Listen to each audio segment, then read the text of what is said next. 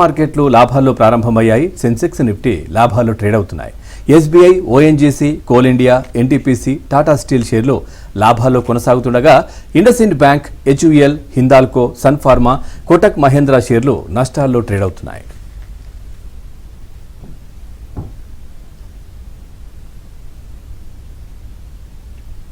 ఈ రోజు మార్కెట్స్ పై వారి విశ్లేషణ తెలియజేసేందుకు బిజినెస్ అనలిస్ట్ రాజేంద్ర గారు లైవ్ లో సిద్ధంగా ఉన్నారు. Good morning sir. Good morning అండి.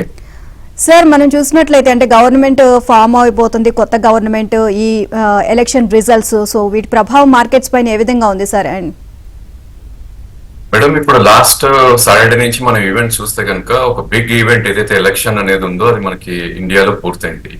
అండ్ సెకండ్ థింగ్, మనకి సాటర్డే రోజు ఏదైతే ఎగ్జిట్ పోల్ వచ్చిందో దాని ప్రభావం వల్ల మార్కెట్ ఒక హ్యూజ్ గ్యాప్ అప్ ఓపెన్ అయ్యి నిఫ్టీ అండ్ బ్యాంక్ నిఫ్టీ కూడా ఒక ఆల్ టైమ్ హై హిట్ అవటం చూసాం.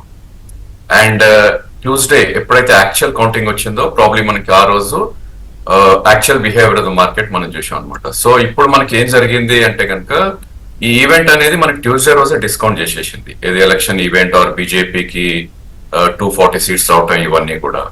Now I think market will take its own way అని చెప్పుకోవచ్చు. సో మండే రోజు ఏం జరిగింది అంటే కనుక ఒక బిగ్ లాంగ్ అన్వైండింగ్ అయింది. అదేవిధంగా ఎక్కడైతే retail investors or HNIs funding తీసుకొని ఉంటారో వాళ్ళ లెవరేజ్ మొత్తం కట్ అవటం చూసాం. అదేవిధంగా వీక్ హార్ట్స్ ఎవరైతే ఉన్నారో వాళ్ళందరూ కూడా ఫ్లష్ అయిపోయారు.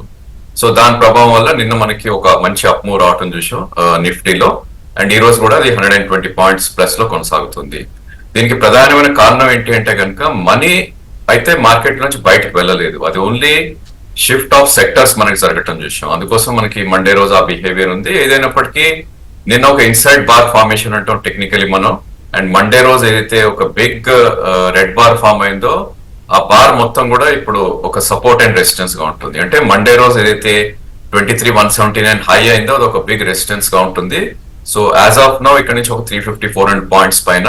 అదేవిధంగా మండే లో ఏదైతే ఉందో 21,281 అదొక బిగ్ సపోర్ట్ గా ఉంటుంది for the next coming couple of days అని చెప్పుకోవచ్చు. అదేవిధంగా బ్యాంక్ నిఫ్టీ విషయానికి వచ్చినా కూడా సిమిలర్ మూవ్ చూస్తున్నాం మనం.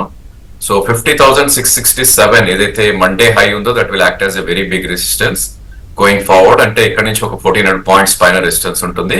అండ్ ఇన్ఫాక్ట్ నిన్నట్లో అండ్ మండేలో కూడా almost similar, which is 46,077. So అక్కడ ఒక బిగ్ సపోర్ట్ ఉండే ఛాన్సెస్ ఉంటుంది.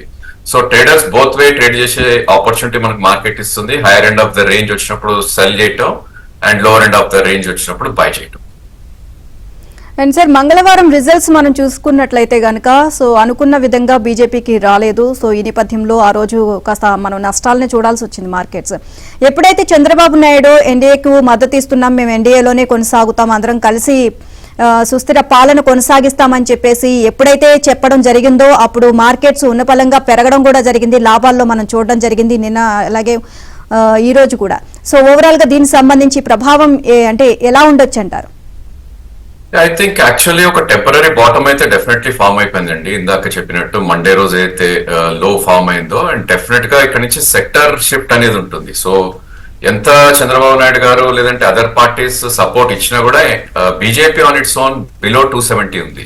సో అది మార్కెట్ లో ఎప్పుడూ ఆ హాంట్ అనేది ఉంటుంది, ఎందుకంటే క్లియర్ మెజారిటీ లేదు కాబట్టి ఆ ప్రభావం definitely individual sectors and stocks మీద ఉంటుంది. సో ఇప్పుడు లాస్ట్ కపుల్ ఆఫ్ క్వార్టర్స్ గా ఏ స్టాక్స్ ఆర్ సెక్టర్స్ పెరిగాయో వాటిల్లోంచి మనీ డెఫినెట్లీ కొద్దిగా ప్రాఫిట్ టేకింగ్ వచ్చి మూవ్ అవుట్ అయిపోయే ఛాన్సెస్ ఉంటుంది. లైక్ పబ్లిక్ సెక్టర్ ఎంటర్ప్రైజ్ కానీ, డిఫెన్స్ కానీ, ఏదైతే గవర్నమెంట్ ఇంటర్వెన్షన్ ఉన్న కంపెనీస్, ఏదైతే రిఫార్మ్స్ ఇస్తారనుకున్న సెక్టర్స్ ఏవైతే ఉన్నాయో అక్కడ హ్యూజ్ మనీ డిప్లాయ్ అయింది. సో ఆ మనీ కొంచెం definitely it will move out to some safe zone. So మనం చూసుకుంటే కనుక ఎఫ్ఎంసీజీ సెక్టర్ కానీ, లేకపోతే ఇన్ఫాక్ట్ నిన్న auto stocks 2-3 auto stocks new all time high దాకా హిట్ అవటం చూసాం.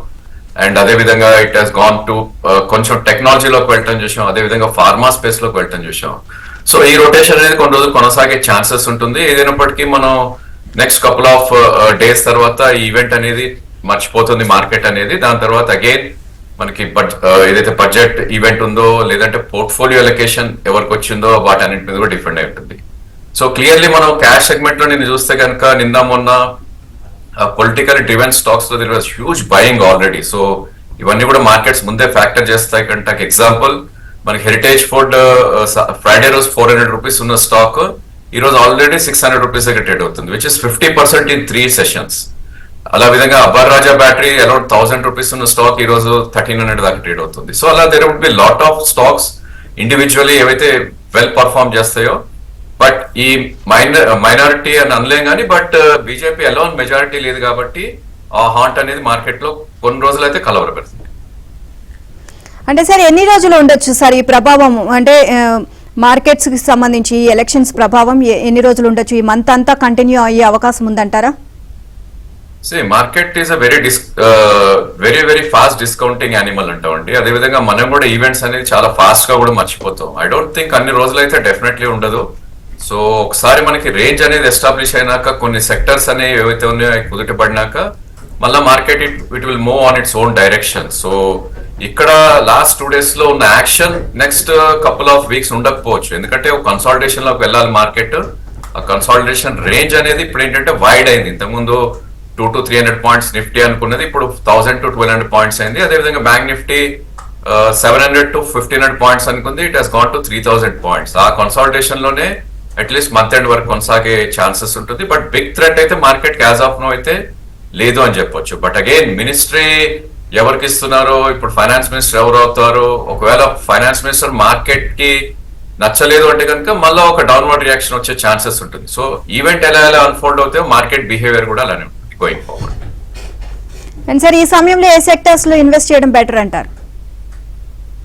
It all depends on the individuals అండి. ఇప్పుడు suppose somebody doesn't want to take any risk అనుకుంటే కనుక వాళ్ళు డెఫినెట్లీ డిఫెన్సివ్ సెక్టర్ కి వెళ్ళాలి, ఎందుకంటే ఐటీ స్టిల్ అండర్ పర్ఫార్మింగ్ అని చెప్పొచ్చు. ఫార్మా ఇప్పుడిప్పుడే పర్ఫార్మ్ చేయడం మొదలెట్టింది.